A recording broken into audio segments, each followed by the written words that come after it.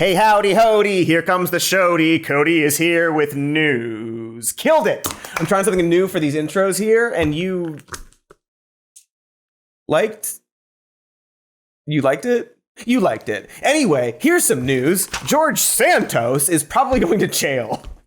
That's neat. Remember him? He was that former messy U.S. representative and weird liar who lied about everything and was part of the Stop the Steal movement, a famous weird lie. Well, it turns out that when you lie a lot and do fraudulent things and just say stuff about people, you can get in trouble for that. I know that sounds outlandish, especially if you've watched this show, especially if you've watched this show talking about the many right-wing grifters that can apparently just openly lie about stuff and continue to be supported by enablers and rubes. But it turns out that actions can have consequences. Just ask the transphobic and Nazi-adjacent super friends Elon Musk and J.K. Rowling, currently being named in a lawsuit for saying a bunch of lies online. And boy, these guys are not alone. Literally, as we were writing this, Tim Pool and Dave Rubin and Benny Johnston were exposed as unwitting Russian assets, making millions of dollars and maybe pushing propaganda for what they thought was a Belgian investor, despite that person having no online record and their name being misspelled multiple times on documents. And they still did it. They saw somebody offer $100,000 for a video garnering like 5,000 views, and they didn't stop to think, who's benefiting from this besides me and this ridiculous amount of money I suddenly have? They willingly repeated the propaganda for money because it turns out that grifters tend to be very stupid and willing to say anything if you pay them. And that's all to say that it's very nice to see these liars facing real consequences for their many, many lies. And so we thought it would be fun for a change to actually check in with these weird lying freak liars and see how that's going for them. You know, to laugh and point, and perhaps some combination of the two. We'll see if there's time.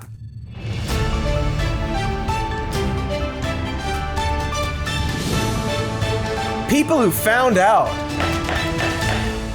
Oh yeah, 'tis the season of finding out. You know, like that meme, or even that meme. It seems that in the internet age, people have forgotten that you can't just say things online, even people who own entire social media sites. We've far evolved past the days of anonymous usernames on forums and chat zones, spelled with 3 Z's, but I won't tell you where, as the internet has pretty much taken over reality as we know it. And while that sucks and blows, the one silver lining is that very stupid liars seem completely comfortable saying very incriminating things in writing for everyone to see and scrutinize and litigate. So let's look at those dips. Think of it like a where are they now for red hot spite.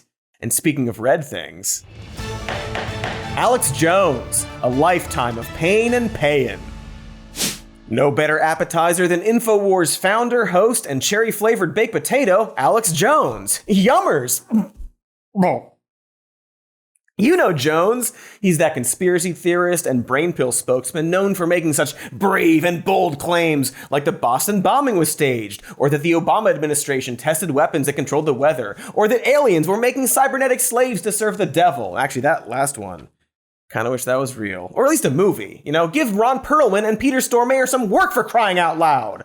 Anyway, speaking of crying out loud, Jones kind of got away with being a conspiracy party clown until he decided to profit off of the actual death of children, which for a party clown is generally frowned upon. Alex Jones repeatedly claimed that the shooting never happened.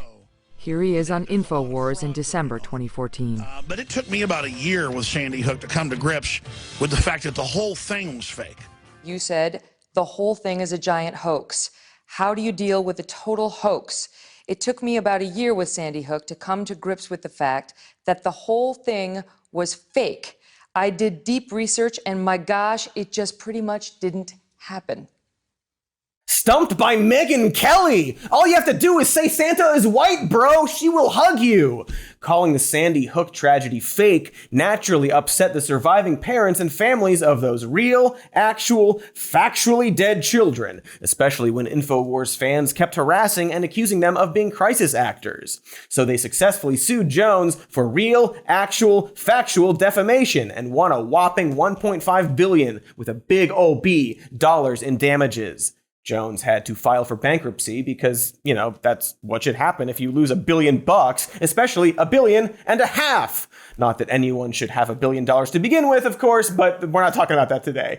Not only did Jones lose his stake in InfoWars and his media company, which is apparently called Free Speech Systems, but he has to cash out his personal assets in order to pay off the lawsuit. Neat.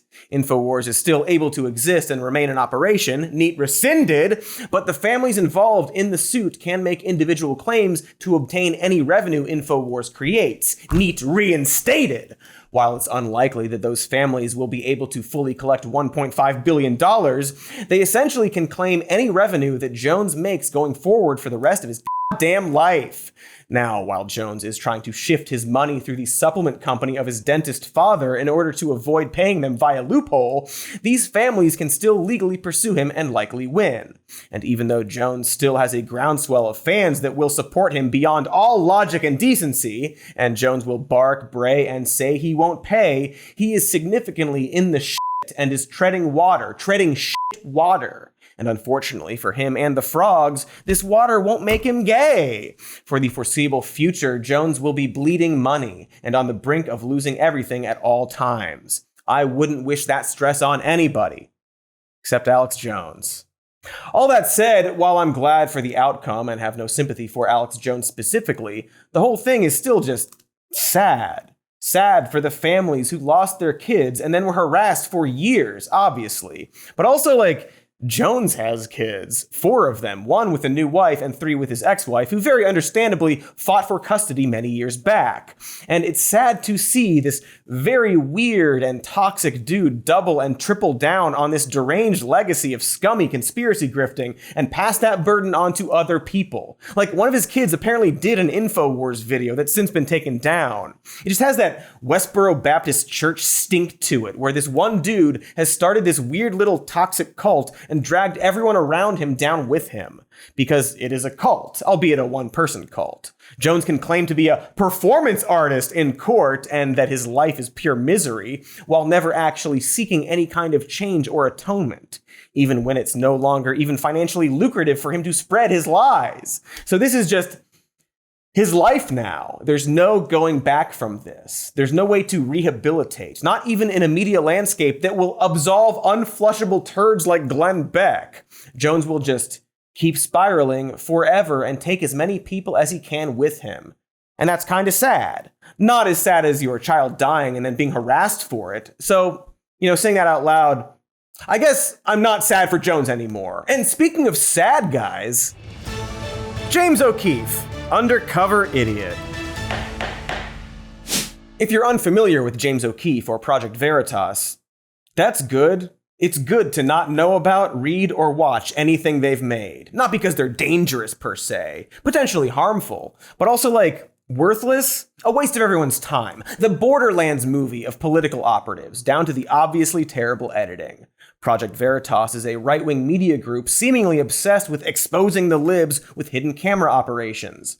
I guess the idea was to get left-leaning figures confessing to bad stuff on camera, like the ending of A Few Good Men. The problem being that it was completely hinged on people acting like movie characters, and badly written ones at that.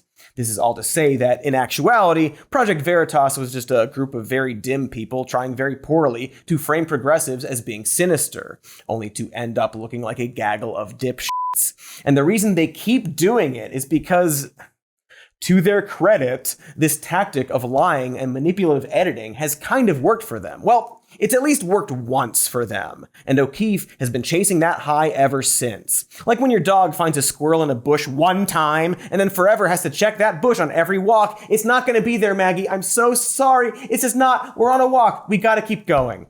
This success story started back in 2009, when O'Keefe sold videos to Breitbart of a 2-person sting operation against the Association of Community Organizations for Reforms Now, or ACORN, not to be confused with people enacting acronyms needlessly until the title indicates nothing germane, or peanutting.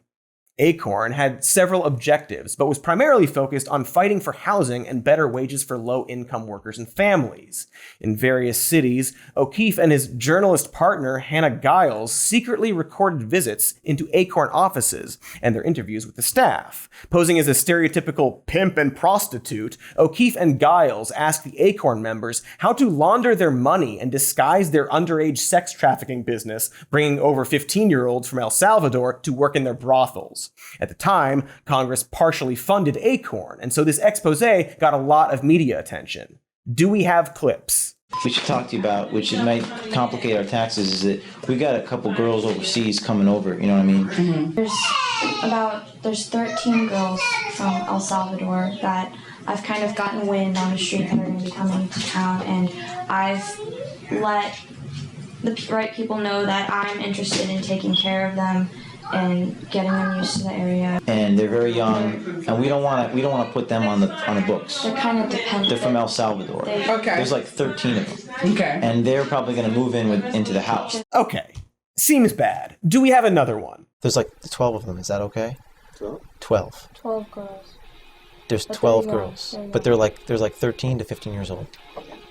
So, just looking at those videos, that really doesn't appear good, and it makes sense that this would ping Fox News, Glenn Beck, and Forbes, among other outlets. But did you notice all those jump cuts in those clips? Seems fishy, right? A little sus, like a sussy fish.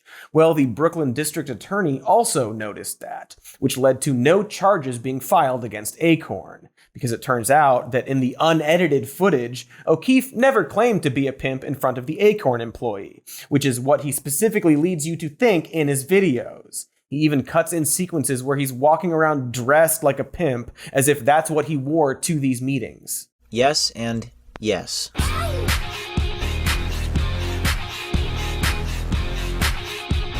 Except he didn't wear that at the meetings. He put on a costume, did some B-roll, then changed back into a suit to get the actual footage. Also, correction, he dressed like what a suburban conservative kid thinks a pimp looks like. He looks like Chester Cheetah if he was the mascot for Oat Milk. See what I mean about them being very stupid? As for context, another thing these videos didn't show was the fact that at least one Acorn employee was specifically fishing for information so he could report O'Keefe to the police, which, when you think about it, is exactly what anyone would do in this situation. You wouldn't confront them there in the office, you'd report them after. This is why James's entire model is so inherently deceptive. Most people don't immediately push back if they think you're a criminal. They nervously smile and nod and then quietly deal with it once you're gone. And yet, instead of pointing any of this out, Acorn went into full PR damage control, firing some of their employees, including that guy who was planning to report the meeting. That dude ended up suing O'Keefe for $100,000 because of that fact. So as a grift, this actually cost him money. But maybe that wasn't his goal. Maybe he just wanted to destroy a group devoted to helping low-income families to get some right-wing cred, you know? You gotta get that right-wing freak cred, and destroy he did, and cred he received. Even though those videos were clearly faked, the damage was done, and that ammunition helped push Congress to cut off Acorn's funding. And in spite of O'Keefe's fraudulent expose reporting being exposed, Breitbart still supported O'Keefe in his quest to repeatedly trip on his own turds, up until the time he tried to do a sting on CNN, only to get stung by his own stinger. Izzy told me the plan was to bring me close to the dock, and then ask me if I would consent to having my meeting with James recorded on an audio recorder. If I said yes, she would get me on the boat, where James was waiting and where hidden video cameras were rolling. Why is his goal to get me on the boat? She said, because on the boat, he's going to be there, dressed up, and he's going to have strawberries and champagne waiting for you. And he was going to hit on you the whole time. Hey, question. What? So apparently, in an attempt to expose hypocrisy, O'Keefe tried to, big boy quotes, seduce a CNN reporter on a boat that reportedly had a ceiling mirror, pornographic posters, sex toys, and hidden cameras. You know how women love being lured onto boats in the middle of nowhere by men whose attire and environment indicate that they do this all the time? I feel like we could do an entire episode on the many ways this plan was sad and weird, including but not limited to the fact that O'Keefe was just clearly trying to film a sex tape on the company dime. And this is what he thought was sexy or romantic or alluring. Kind of like how he thought this is what a pimp was. Anyway, O'Keefe's then assistant exposed the ruse to the reporter, probably because it was fucking creepy. And the story went from an O'Keefe expose about CNN into a CNN expose about O'Keefe. And again, I don't know how many times I can say that he's a dim freak. Anyway, that was the last straw for Breitbart, who dropped O'Keefe in 2010. This was on top of the fact that earlier that year, O'Keefe had been arrested in New Orleans for attempting to tap a senator's phone, which is a wild thing to do unless you don't know what crimes are. So after pleading guilty to a lesser charge and serving probation that limited his travel, on top of losing his grift job, O'Keefe had to start fresh. And he launched Project Veritas that same year as a nonprofit. A nonprofit! I guess to his credit, it sure doesn't seem like he's very profitable considering all of the lawsuits. At this point, James had a taste of the spotlight, albeit as a laughingstock and a fraud, but he just couldn't walk away. In 2011, he attempted a repeat of his Acorn video success by launching a similar sting against NPR, posing as a Muslim group attempting to bribe NPR executives in exchange for favorable coverage of Islam. The video footage, as you probably guessed, was yet again heavily edited. Still, the move garnered favor in conservative circles, I wonder why, and forced those NPR executives to resign, even though in the unedited footage, the NPR executives repeatedly expressed that donor money wouldn't influence NPR's coverage. Basically, all of O'Keefe's victories stem from bureaucrats playing it safe as opposed to exposing any actual wrongdoing. This pattern would continue when Project Veritas went on to get a boost from this guy,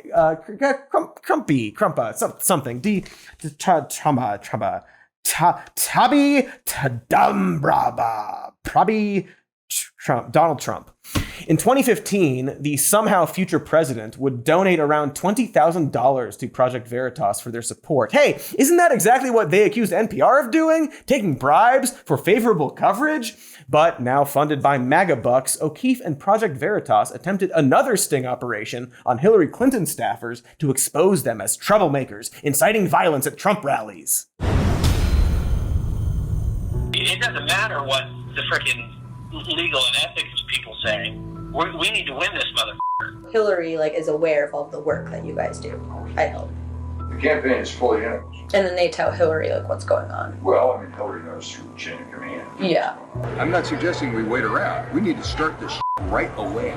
Cool graphics, James! As you can tell by the really slick introduction that they probably stole from Andrew Kramer and the fine people at Video Copilot, much of the video is heavily edited to make those staffers look extra bloodthirsty for Mr. Trump. But in spite of the video being doctored, Trump still cited them in several campaign speeches to falsely blame Clinton for the violence at his rallies, which, as the pattern dictates, caused some low-level Clinton staffers to step down. So by now, you might think that Project Veritas was indestructible. However, they did have an Achilles heel, or rather a thermal exhaust port, and that was the fact that they were run by a wannabe theater kid and dummy from the New Jersey suburbs who thought a pimp looked like a cartoon character and women love it when strangers serenade them with butt plugs. O'Keefe was, by all accounts, a spoiled dipshit who reportedly spent hundreds of thousands of Veritas dollars on private expenses, while also being a general dick about it to his staff. Some of those private expenses, by the way, seem to be all in service of O'Keefe's desire to be like a musical theater star. He used Project Veritas money to be in Oklahoma and tried to DJ at Coachella. Most of his sting videos tend to have some kind of musical element, and it all just seems clear that while trying to pretend to be a serious journalist or political operative, much like a lot of his compatriots in the right-wing griftosphere, he just wants to perform, to be a star. Let's watch.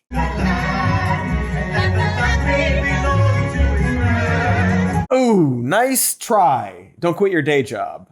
do get forced out of it, though, because by 2023, O'Keefe was so disliked by everyone at Project Veritas that employees wrote up a letter of no confidence, citing various complaints about O'Keefe's leadership and behavior, such as forcing employees to take a polygraph test to sniff out a mole. He also yelled at a coworker during a public trial in front of the jury because he was hungry and, no foolin', stole a pregnant woman's sandwich. Jesus HBLT Christ. What a fucking weird, dim, sheltered freak. Project Veritas had enough of O'Keefe's shit and ousted him entirely. Then O'Keefe launched O'Keefe Media Group, which, since this segment is all about initials and acronyms apparently, was coined, oh my god. Hey, can't help but notice that all of O'Keefe's grifts seem to involve making hot women go near him. It's almost like he's incredibly creepy. While it sold $500,000 worth of subscriptions within 24 hours of launching, OMG has ceased uploading content to its website, with its last post being in 2023, which, here's some news, was last year. It currently relies on YouTube and X as a platform and depends on sponsors to generate revenue. In 2024, he just rehashes old news with a scumbag scandal coat of paint, with very timely topical trolling like harassing Disney employees for being woke. Because what's sad and pathetic in 2022 can be sadder and patheticer in 2024, I guess. O'Keefe went from being a headline-making wonderkind yellow journalist that was frequently on national television to a shitty 40-something man-on-the-street harasser that has less than 300,000 subscribers and barely has any videos that break past 150,000 views. On top of that, New York prosecutors are going after him for all of his money mishandling and being a shitbag to employees because it turns out the whole nonprofit thing has rules. Meanwhile, Project Veritas laid off most of its staff and paused any fundraising due to O'Keefe's misuse of their funds as the group continues to be crushed by the weight of lawsuits against it, either by those they exposed or from former employees. And the moral to this, and a lot of this video, is that if your entire business model is based on scams and lies, it's only inevitable that you end up scamming and lying to everyone around you. Anywho, did someone say something about relying on sponsors to generate revenue? That reminds me.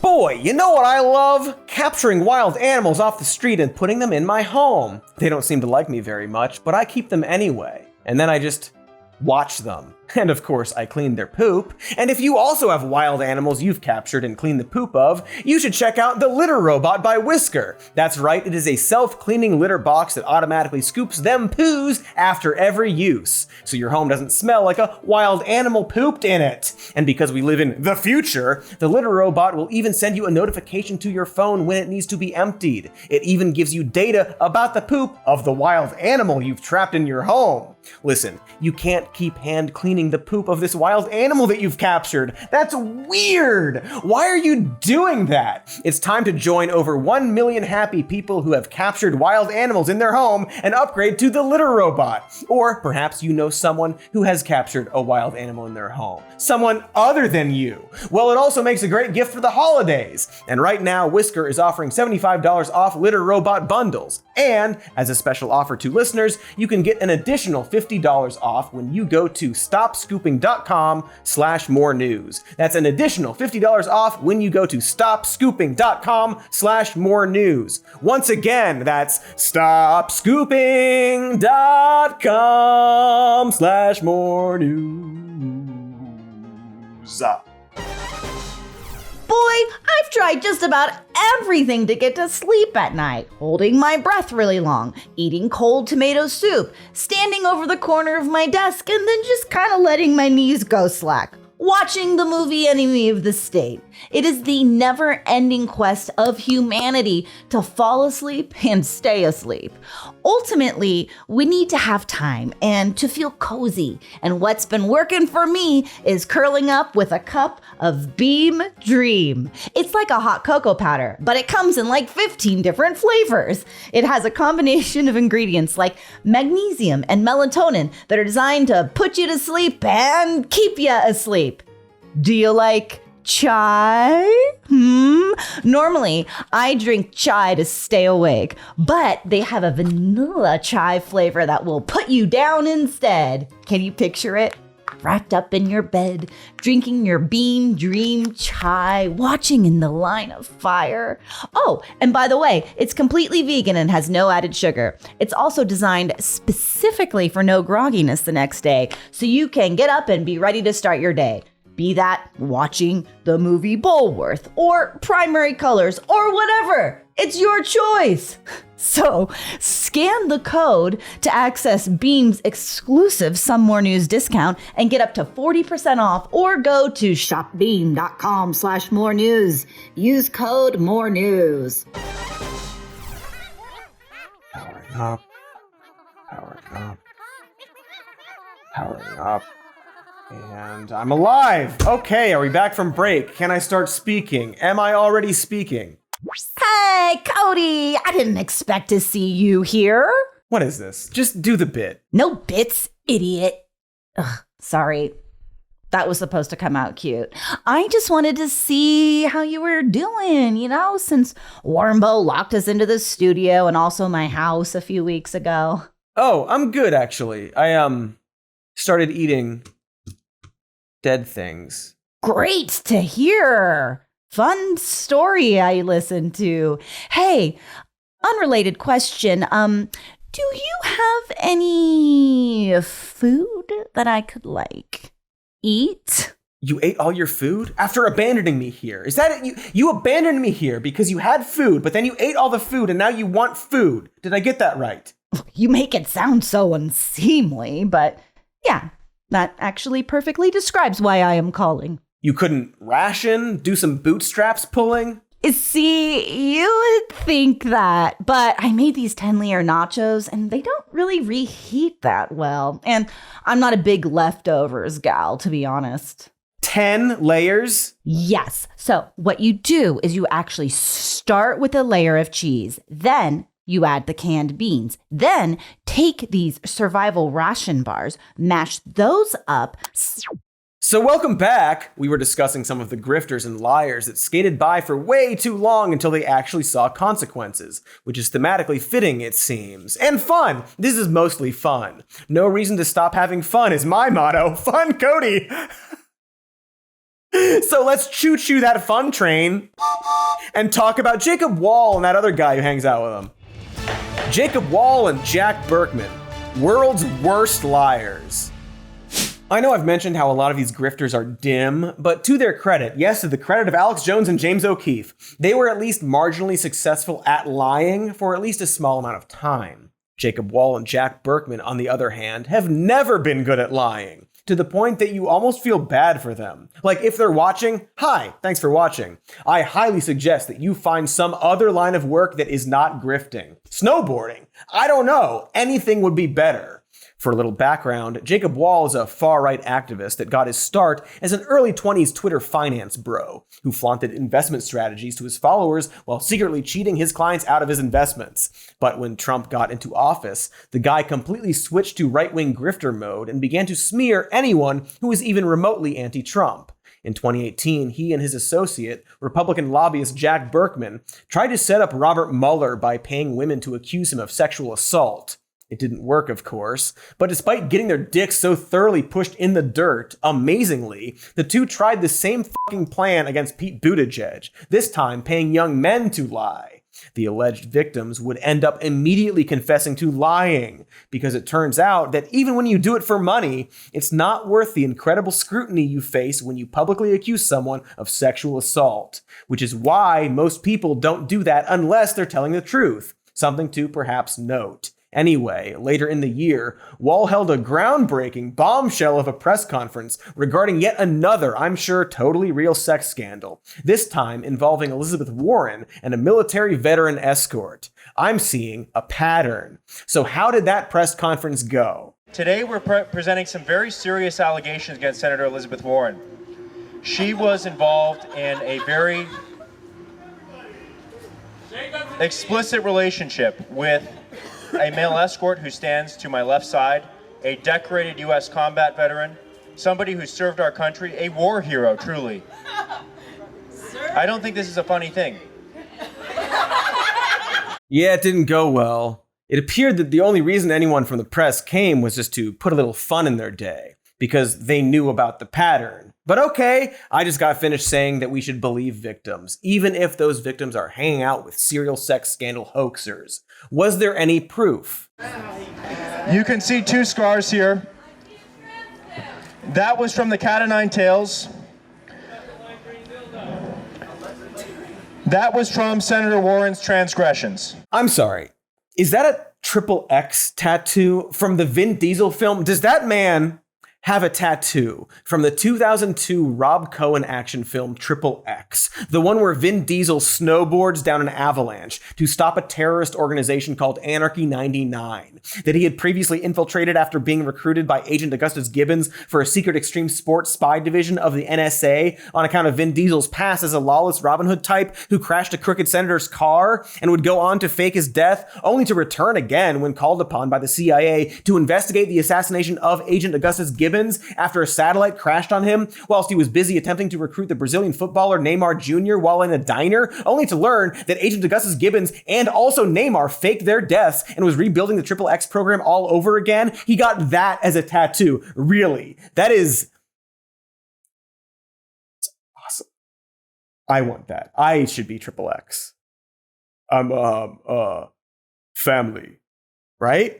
Anyway, this was all a lie and didn't work or even hurt Warren's reputation at all. Also, that guy's military record turned out to be fake and he wasn't actually an escort. But still, that tattoo is legit. So at this point, you would think that this embarrassment would slow Wohl and Burkman down or at least give them some pause. But amazingly, they just kept doing this to pretty much any public figure the right was mad at. Fauci! They, of course, did it to Fauci early in the pandemic. And that still didn't work after the accuser, once again, confessed to lying 10 days afterward. It's like Bart grabbing the cupcake. Just stop. Stop it, guys. Stop it. And as if they weren't being punished enough, that same year, they got back on that loser horse and co-ran a robocalling scheme. 85,000 or so robocalls they are accused of making to mostly minorities in cities including Detroit, trying to scare people from voting by mail. That if you vote by mail, your personal information will be part of a public database. But that number was dwarfed by the FCC, which is now proposing a $5.1 million fine for the pair, the largest ever under the Telephone Consumer Protection Act. Guys, stop! Find a different job, or at least different business partners. It is not working out. Guys, stop! Since this scam was done across multiple states, that meant that multiple state attorneys general and prosecutors specific went after this, including Ohio's Cuyahoga County Common Pleas Court, which fined them, put them on probation, and gave them a community service sentence of 500 hours of registering voters. Because if you do a crime in Cuyahoga County, you best know that justice is going to be poetic and ironic. Wohl and Burkman are still facing consequences from their robocall bed shitting, as the two settled with New York's Attorney General for $1.25 million this year for violating the Voting Rights Act and the KKK Act. They're both still going through the Michigan court system for criminal charges, and Burkman has lost his license to practice law, though curiously, not his license to shred the gnar. Just saying, guys. Just saying. If getting hammered by state courts wasn't enough, the FCC has fined them $5 million too. And so, surely, by now, they would stop doing scams. Like, at least James O'Keefe had a mediocre success where you can kind of understand why he's chasing that high again. But with these guys, it's never worked. Stay down! You lost the fight, guys! And yet, amazingly, just this month, it was revealed that Jacob Wohl and Jack Burkman have been secretly running an AI lobbying firm and lying about who their clients were, creating false screenshots on their webpage claiming that they worked with Home Depot, Visa, Capital One, Lockheed Martin, Toyota, Microsoft, Pfizer, and fucking Palantir. Are they addicted to being sued? Is it their common fetish? This is like watching a gambling addict, except statistically speaking, gambling addicts sometimes win. Just pick any other job, guys. Seriously, do they have any close loved ones who can perhaps step in? Or, whatever, I don't care also. Let's move on. Shaun King, because both sides. Fair and balanced, assholes. I got you. Because leftists can be grifters sometimes, less often for some reason. But yeah, very slime people on both sides. So Shaun King is an activist and organizer in the social justice space, rising into the spotlight on social media during the Black Lives Matter movement throughout 2014 and 2015. King gained a heavy following as he called out injustice and rallied others for the movement, asking people to donate toward BLM or other such causes. King certainly said the right things and made the right enemies. Far, far right enemies. Conservative media, including Milo Yiannopoulos. Man, you don't really hear about him anymore. I wonder why. I wonder where he went. What's going on, Milo? Where'd you go? Questioned King's race, claiming that he wasn't really black or biracial, because apparently all the far right cares about isn't actual substantial criticism, but identity politics. This bad faith attack against King granted him some credibility from the left and even some top-level support, most notably from Bernie Sanders. But okay, nothing nefarious so far. However, this burst in popularity also came with a burst in funding for his various ventures. And it turns out that when you make a lot of money, it messes you up for some reason. There should be an easy two-word saying for that. Money bads. That's pretty good. And so reportedly, King began a very simple grift. Helm a nonprofit, Kickstarters, or some other money-raising cause, take money, and then abandon that cause. By the time people would start wondering where the money went, he would have moved on to something else. He basically began to survive by swinging from one fundraiser to the next like a grifter Tarzan. In 2011, he held a fundraiser to tour and climb mountains throughout the world, and then, by his own admission, quit 4 days into training. He then developed a university that was essentially a life coaching course that he also bailed on. Maybe you need a life coaching course, you can bail on it. In 2015, he started an online fundraising campaign for the mother of Tamir Rice that garnered $60,000. But King failed to mention that to Rice or her attorneys. That money was seized by the court and was eventually placed in a trust per the instruction of Rice's legal team, after that legal team took out nearly half of that money in legal fees. Hey, wow, I feel like that bears repeating. Shaun King started a fundraiser for Tamir Rice's grieving mother, who at that time was homeless, and then didn't actually involve her in that fundraiser. He's claimed he was going to give it to her, but we'll never know. Also, Shaun would continue to have a bad relationship with Rice's mother for years to come. So that seems like a clear sign you haven't actually helped someone. It's not a great look to have an ongoing beef with a grieving mother. And this wouldn't be the last time he funded something without actually having permission. King also promoted a fundraiser to help the Refugee and Immigrant Center for Education and Legal Services reunite immigrant children with their families during the Trump administration, and then took credit for its success, even though the organizers said King never coordinated or spoke with them. So either he just fundamentally doesn't understand how fundraising works, in that you have to actually talk to the people you are raising money for, or he's, not actually concerned with helping anyone. Also, you may have noticed that we don't have any clips of Shaun King in our segment. That's not to say there are no videos of him, but to his own admission, he doesn't do press conferences or interviews because, as he puts it, he just wants to do the work. That work being starting fundraisers that may or may not actually go to something or someone besides him. Yeah, I see why you might not want to put yourself out there. But darn it, it also makes it really hard for us to break up this video with some kind of clip to cut to. Come on, Shaun, help us out, somebody.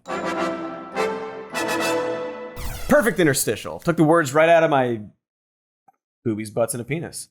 Anyway, in 2018, King raised money through multiple investors and subscribers to launch The North Star, a media company that he stated would bring hard news and commentary regarding social justice topics through videos and podcasts, featuring several journalists and White House correspondents. But currently, the North Star is, as of this writing, just a fucking Substack newsletter that only King himself writes, with only 5 people on staff, including King and 2 of his relatives.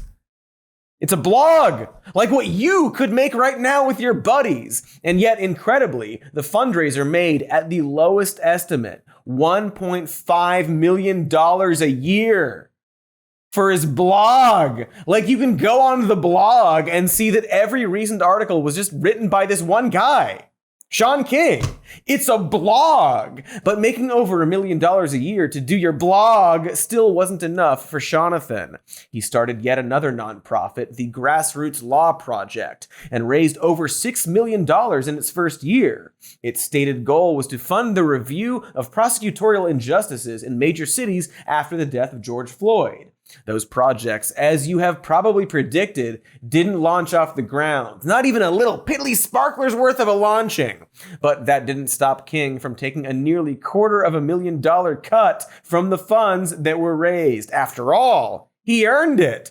So heck, Spanx on rice. It sure would be nice if this stopped.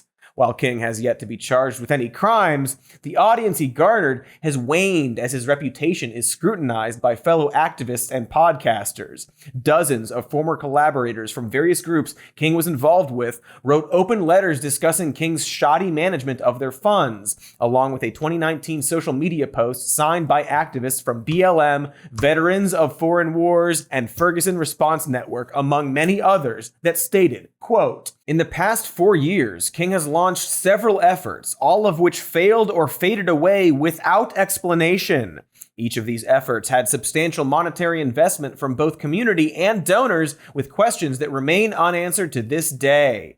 Boy, really seems like a bad sign when a bunch of people come together to specifically tell you to stop. Like, the latest cause that Shaun King is involved in is stopping Shaun King. But you can't keep a grifter down. King would focus his efforts towards Gaza in 2024 and was invited as keynote speaker at a Council on American Islamic Relations event. But luckily, people started to actually get wise, and his invitation was revoked after community members brought up the whole grifting performative asshole thing. So hey, that's a start. And I don't know, maybe this is why there are fewer grifters on the left, because they seem to get pushed out of the movement like a splinter, at least eventually. It's pretty telling that philanthropy was the viable route for this grift, and that definitely speaks to the left's willingness to toss money at an injustice without checking if it's going to the right people or helping in the right way. And in terms of just taking money directly from people by lying, Shaun might be the biggest grifter on this list. So damn, maybe we should just buy coffee mugs that say conservative tears instead of giving the money to him. Oh, snap! That actually reminds me of this other thing we got to do again. So let's just do it. Sup, bro? How's your hair sitch? I ask all my bros that when we bro out drinking suds and eating yogurt together. But hair care isn't just a bro problem. It's different for bros and non-bros. You might want thicker lashes or less shedding, or maybe you're going through the changes and your hair is acting different, or maybe, I don't know, maybe you are perfect the way that you are, bro. But whatever your bro cerns, Nutrafol is there to help. Nutrafol is the #1 dermatologist recommended hair growth supplement trusted by over 1 million people. See thicker, stronger, faster growing hair with less shedding in just 3 to 6 months with Nutrafol. They target the root causes of thinning, such as stress-ease, hormone-ease, aging-ease, and nutrition-ease, also postpartum-ease. They don't just rely on ingredient studies either, none of that jazz. Nutrafol tests their final formulas to ensure efficacy. There's no prescription required. You can get it online with automated deliveries. Hair to your door. That's bro-tastic-sees, bro. So get results you can run your fingers through. For a limited time, Nutrafol is offering our listeners $10 off your first month subscription and free shipping when you go to Nutrafol.com and enter the promo code MORENEWS. Find out why over 4,500 healthcare professionals and stylists recommend Nutrafol for healthier hair. Nutrafol.com, spelled N-U-T RAFOL.com, promo code MORENEWS. Again, that's Nutrafol.com, promo code MORENEWS. Bro. What's up, fam? It's Case Stizzle talking at you about home security. Ever since I moved to the mountains, I've noticed a lot of bears showing up at my house around the end of October. And it's not just bears, but dogs, clowns, cowboys, Barbies, ghosts, witches, and Spider-Man for some reason. Luckily, I can keep track of them all with SimpliSafe. We've partnered with SimpliSafe to offer you an exclusive 50% discount on a new system, plus a free indoor security camera with Fast Protect. Not everyone needs to constantly monitor their home. In fact, all those clowns and Frankensteins have been extremely polite. But maybe you have a specific concern. Well, SimpliSafe is the easiest way to set up extra security. It works right out of the box, has no contracts, and no cancellation fees. And with their 24/7 live guard protection, SimpliSafe's agents can act within 5 seconds of receiving an alarm. Don't let those mummies push you around. Check out that exclusive 50% discount on a new system, plus a free indoor security camera with Fast Protect monitoring. All you need to do is visit simplysafe.com/more news. But the offer is for a limited time only. So be sure to order today. Again, that's simplysafe.com/more news. There's no safe like SimpliSafe. Wait, okay, so I just bite into it and then it's food? Yeah, totally. That's why they're called loafers. Okay. It tastes like floor! Yeah, sure does. How are you the one getting me to eat something? The balance is off, Cody. Just, I don't know, mail me some food. I'm locked in the studio. You'll have to fend for yourself. Fine. I am resourceful. I can hunt. There's bound to be a deer in this house somewhere. You see, okay, I recently moved. I know I shouldn't enjoy suffering, but I enjoy her suffering. So we've gone over a lot of the dingy grifters, you know, the people mostly hidden behind the veil of a social media or internet show, those cowards. But now it's time to step it up a bit. I'm guessing a lot of right-wing online grifting feels innocuous to some people precisely because it's online, which is also why these people thought they could get away with it. For most of us, they existed as these abstract characters with no real connection to reality. But then, before we knew it, grifters like Andy No began to show up at serious Senate hearings. Actual politicians started listening to these freaks, several of which were Russian assets, it seems. And then came January 6th, when all that abstract grifting suddenly became this very real thing. This is all to speculate that perhaps the reason we're actually starting to see more consequences is because authorities have realized the dangers these liars can cause, specifically to our elections. Which brings us to all the insurrection freaks, specifically these insurrection freaks. Ali Alexander and Sidney Powell, insurrection freaks. There are, of course, many more people that march under the insurrection freak banner. One of them wants to be the president again. I lumped these two together because they're lower level, and titles aren't cheap, folks. You know how many whales we have to kill for one title? Too many. It's more than 0. I'm still not sure why. Find out why. There have also been a lot of arrests so far for the actual people who stormed the Capitol, including at least one cast member of Mr. Show, and man, we will get the rest of them someday. Choo Choo, the herky-jerky insurrectionist. But it's always sort of rubbed me the wrong way that the actual people who incited this event have managed to slip by because they weren't physically connected to the insurrection attempt. Ali Alexander is, of course, one of those people. He was one of the key activists in the far right behind the Stop the Steal movement, who teamed up with several MAGA diehards and congressmen to pressure Congress to overturn the 2020 election. How do we know he did this? Because he told us. So I want to let you guys know how we're responding, because I was the person who came up with the January 6th idea with Congressman Gosar, Congressman Mo Brooks, and then Congressman Andy Biggs.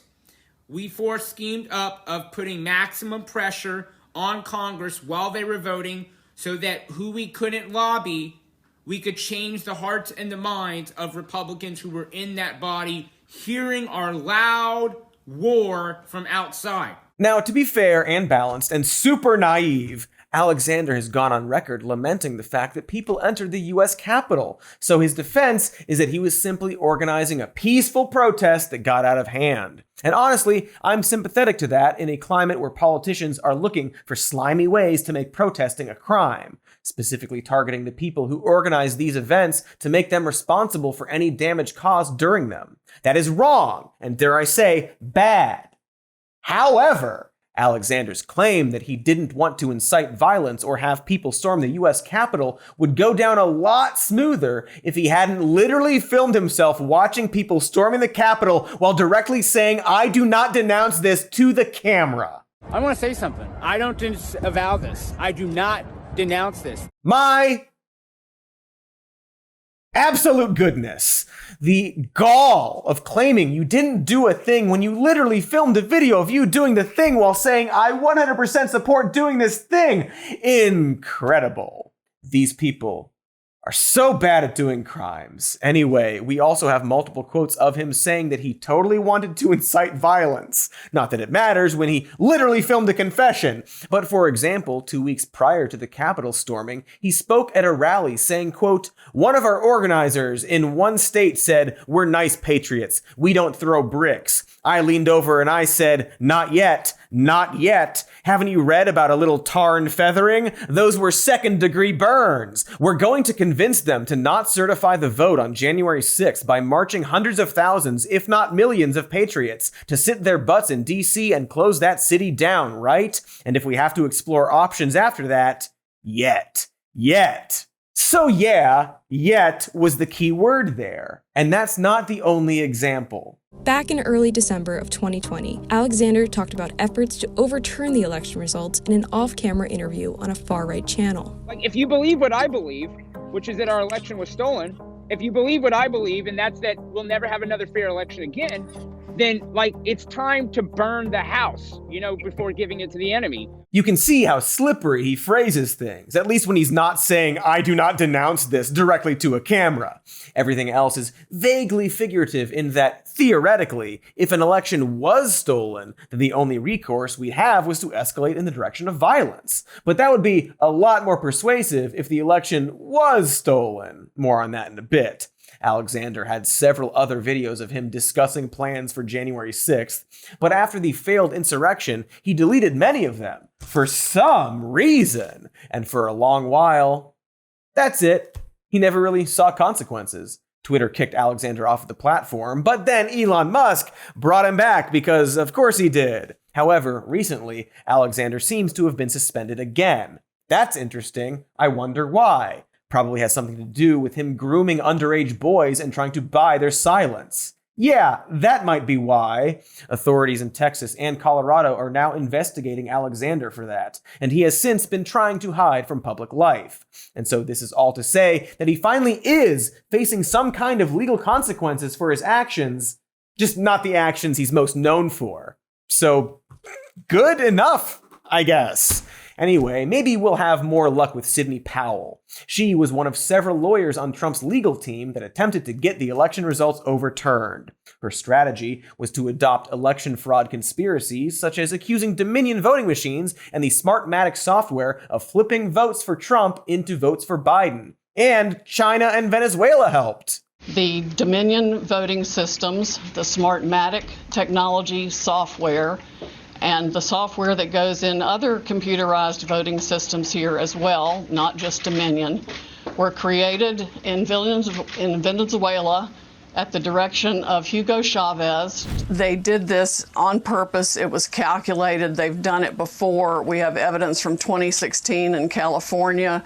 We have so much evidence, I feel like it's coming in through a fire hose. Oh, damn, we're gonna get hosed by evidence, drowning in it. Civilization will become more evidence than a human. Anyway, there was no evidence. Shucks. And because of that lack of evidence, Dominion filed a $1.3 billion defamation lawsuit against Powell in 2021. Because you can't just say things. And in what was an absolutely mind-boggling defense, Powell's lawyers would claim the statements she made were legally protected because, quote, no reasonable person would conclude that the statements were truly statements of fact, To expand on that, she was basically saying that nobody would assume that her statements were official findings and were pending an investigation, which would perhaps be more believable if she hadn't put on very official-looking press events like she just caught the Zodiac Killer, Ted Cruz's dad. It's pretty wild how often this seems to happen, isn't it? Where a right-wing loudmouth will claim anything and everything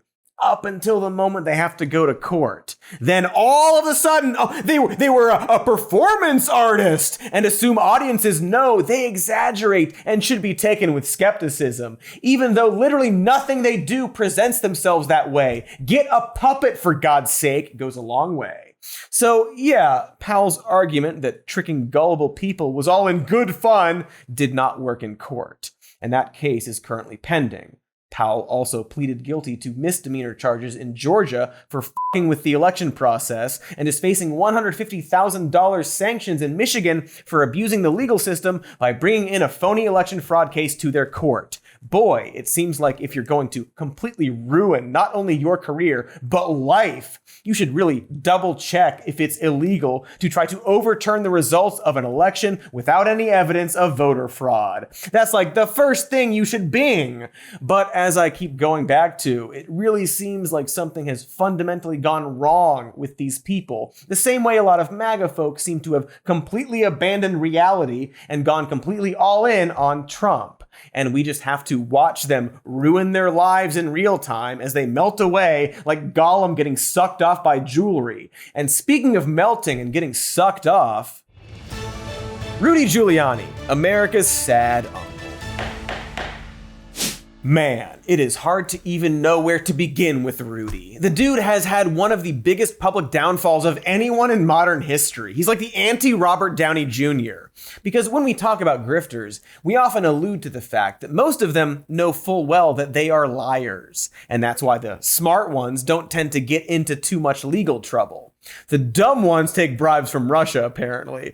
But Rudy really presents himself as a true believer. Not necessarily in the election fraud, mind you, but in Trump himself. He is the encapsulation of exactly how the internet ruined the minds of a lot of boomers with zero media literacy. If Donald Trump is Avon Barksdale, Rudy is Bubbles. And his faith has put him on the front lines of every goddamn defamation lawsuit anyone could come up with. He has pleaded not guilty to 9 felony charges related to the fake elector scheme in Arizona and is facing similar prosecution in Georgia. And these lawsuits are causing him to bleed millions of dollars, either to the plaintiffs or to his own lawyers that he couldn't pay. You might suggest that he should just represent himself since he's a lawyer, except he was also disbarred from practicing law in New York. All of this has left Rudy so bankrupt that he requested that a judge change his Chapter 11 bankruptcy to a Chapter 7, so his assets would be put into a trust that he could use to pay off the $153 million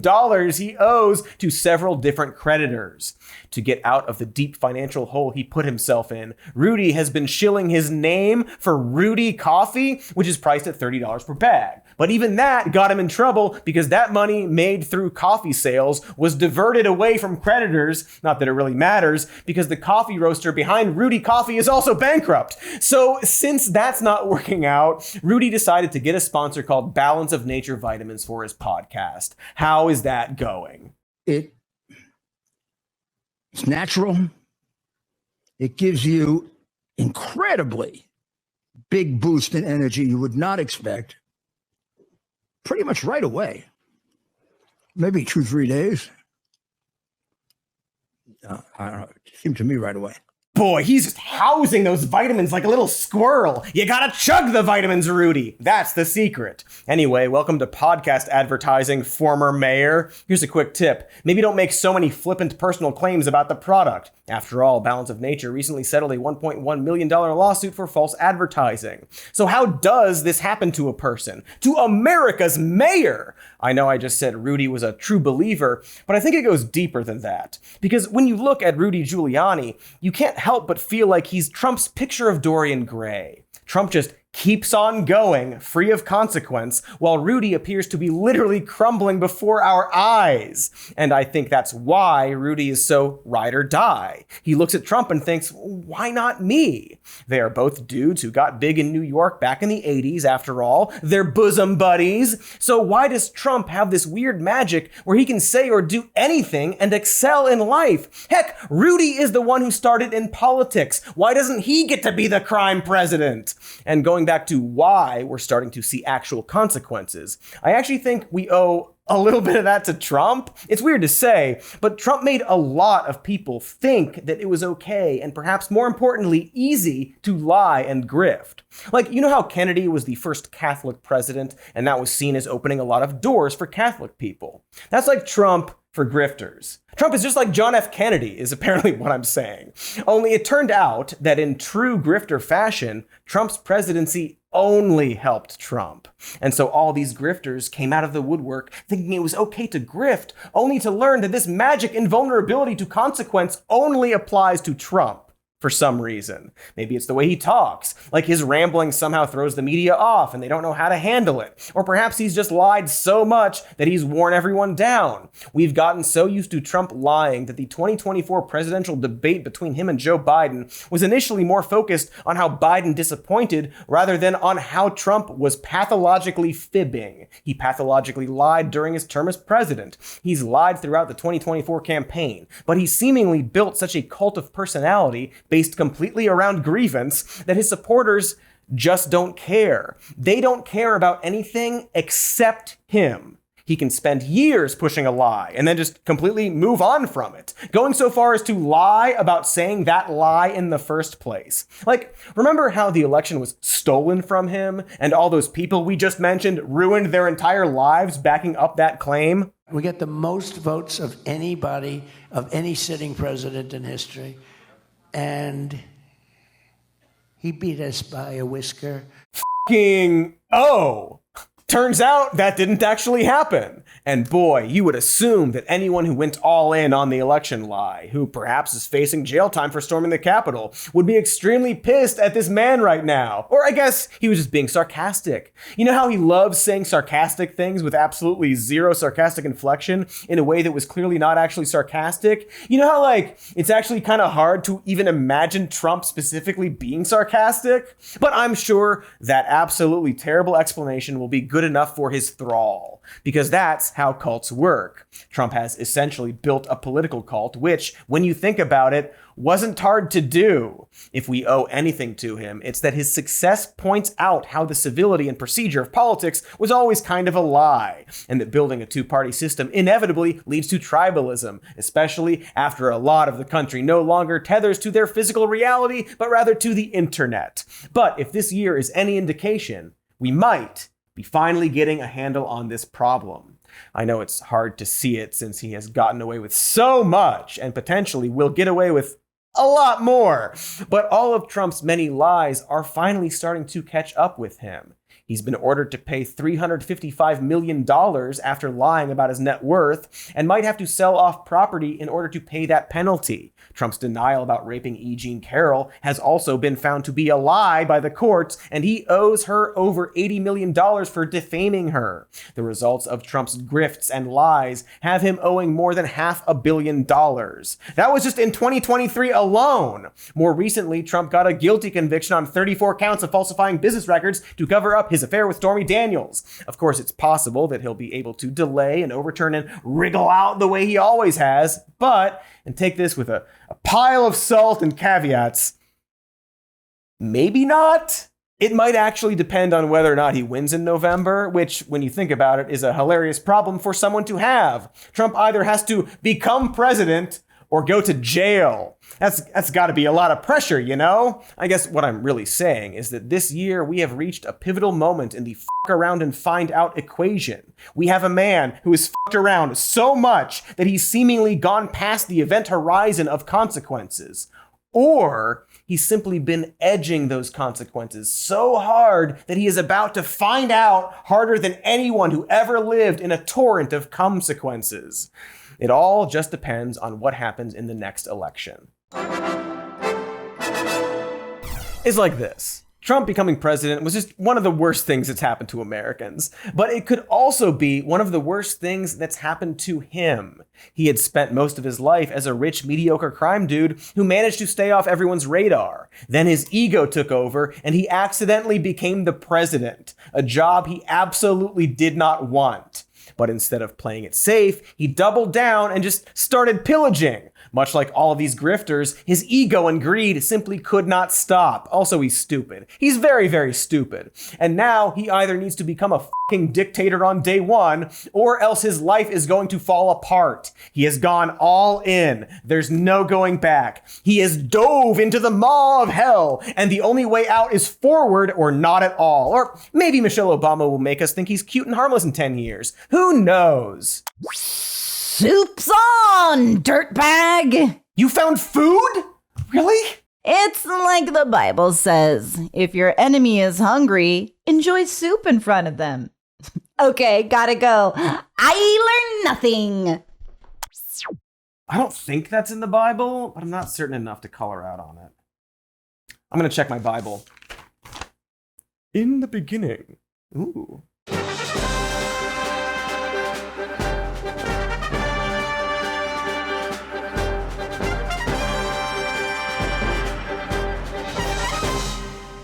Okay, I did what you said. Can I eat the soup now? Very good, Katy. Your loyalty has been rewarded.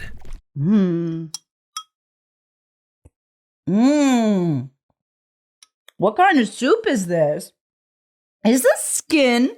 Is this your skin as soup? No. No, it's just lentil soup. Why would you eat it if it... Listen, honey, boyfriend, my beautiful fiance.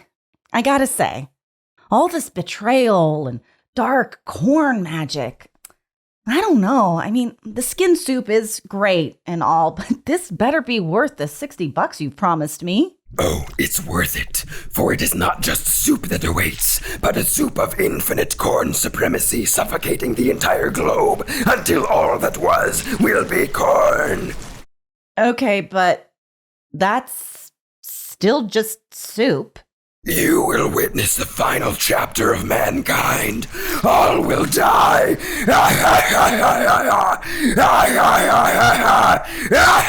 do I turn this thing off? Oh, here we go. Bye.